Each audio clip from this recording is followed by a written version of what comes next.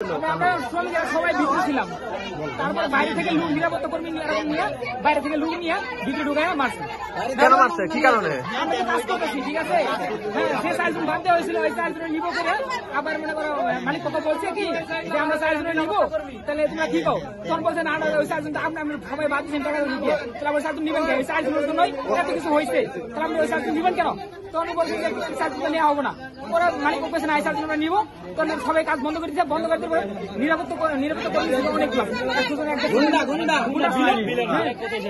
গেটের বাইরে ছিল, ওরা সবাই ঢুকছে। ঢুকার পরে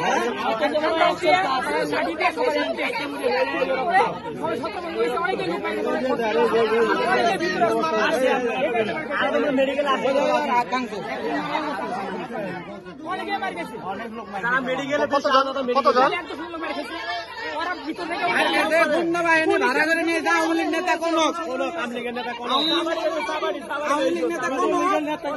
তারপরে হইলো পিস্তল নিয়ে ঢুকলো, তারপরে রফিক এই কারণে আমার খুব দিছে, আমার খুব দিছে সাইডে লাগে গেছে।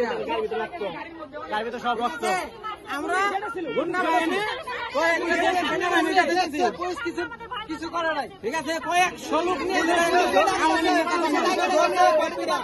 পুলিশ যারা হুকুম দিচ্ছে পিটাও অনেক সাথে দাও নিয়ে ঢুকছে ভিতরে।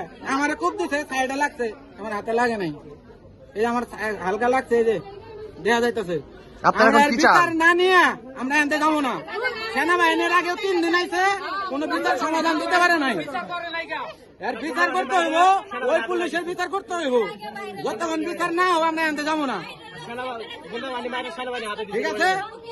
আর গুন্ডা বাহিনী যে কটারে আমরা ধরছি, ধরে সেনাবাহিনীর কাছে দিছি, ঠিক আছে।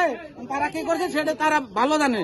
এখন কি তারা আটক করে রাখছে না ছেড়ে দিচ্ছে? কি করছে কি করছে এখন কাছে দিতে আমরা জানি না, কিন্তু আমাকে ভাই বেড়াদার অনেক 1-150 মতো আহত হয়েছে, ছোট হোক বড় হোক আহত হয়েছে।